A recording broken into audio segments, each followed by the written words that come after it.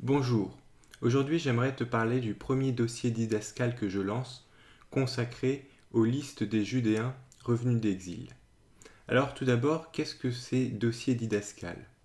Depuis 2012, j'ai commencé à écrire des articles sur mon blog. Et les articles de blog doivent plutôt être de format assez court.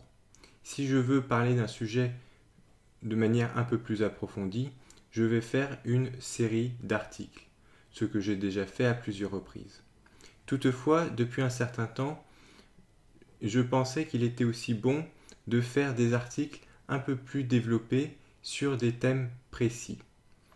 J'ai créé d'ailleurs une page Academia où je partage déjà les interventions que je fais dans le cadre académique. Pour l'instant, ce sont essentiellement des interventions que j'ai faites lors des colloques, mais je mettrai aussi à l'avenir mes articles académiques, c'est-à-dire que je publie dans des revues académiques lorsqu'ils seront libres de droit. Toutefois, je me suis dit que je pouvais aussi utiliser justement cette page Academia pour publier des articles un peu plus complets sur tel ou tel sujet qui m'intéresse. Ce sont souvent des sujets que j'ai déjà pu aborder sur ma chaîne, mais pas toujours, mais cela me permettra de les traiter de manière plus approfondie en ajoutant notamment des références, des tableaux ou toutes sortes de choses. Et pour commencer cette série de dossiers des escales, j'ai voulu aborder la question des Judéens revenus d'exil.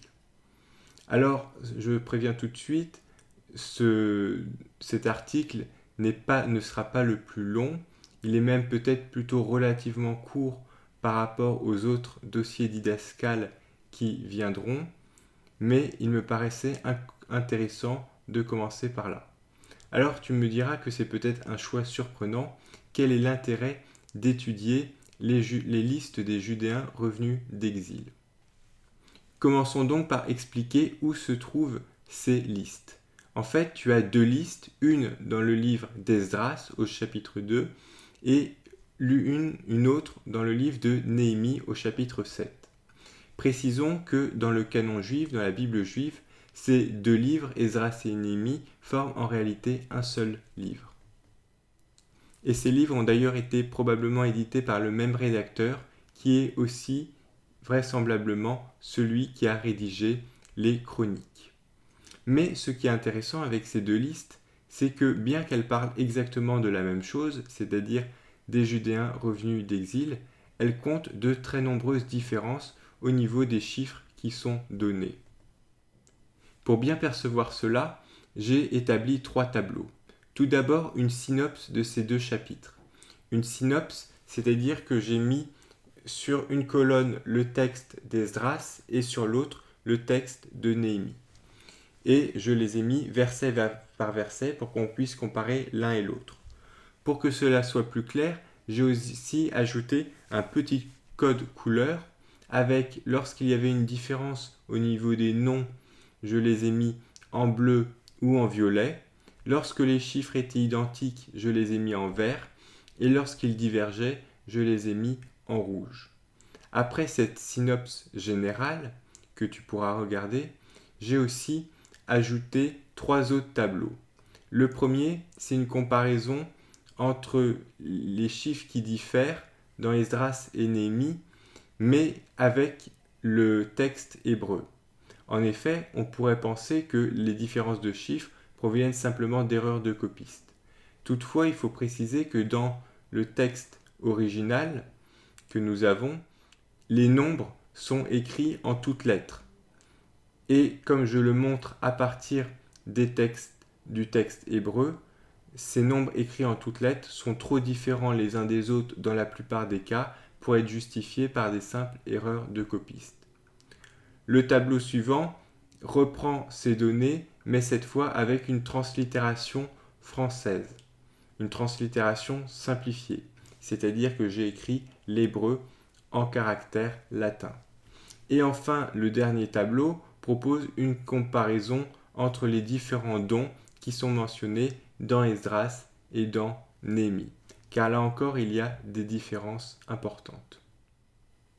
Enfin, après ces différents tableaux, je conclus le document avec un petit commentaire personnel pour récapituler ces différences et voir ce qu'elles peuvent nous apprendre. Mais justement, me diras-tu à quoi ça sert de travailler sur ces questions de chiffres ou de chronologie ou de généalogie qui d'habitude n'intéressent pas grand monde, et en particulier dans le monde chrétien. En réalité, c'est extrêmement intéressant car cela nous permet de mieux comprendre le rôle des auteurs humains de la Bible. Et c'est un sujet sur lequel que j'avais déjà traité sur cette chaîne, mais qui me paraît particulièrement important.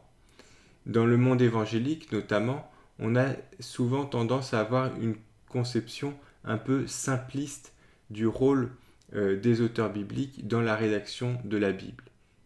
Et on amalgame par exemple les prophètes, les poètes ou les historiens.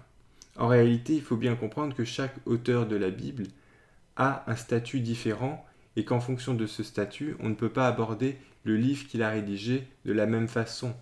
Un prophète ne travaille pas comme un historien.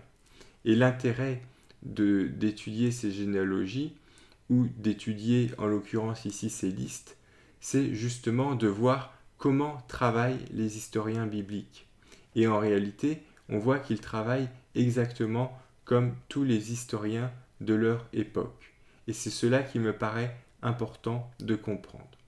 Je précise que cette petite comparaison des deux listes n'est en réalité qu'un début, car je prépare un travail d'une ampleur beaucoup plus importante, puisque je prépare actuellement une synopse qui couvrira les livres des règnes, c'est-à-dire de Samuel et de Rois, et des chroniques, où je mets en parallèle les différents textes de ces livres et où je souligne les points communs et les divergences. C'est un document beaucoup plus long qui fera probablement aux alentours de 150 ou 200 pages.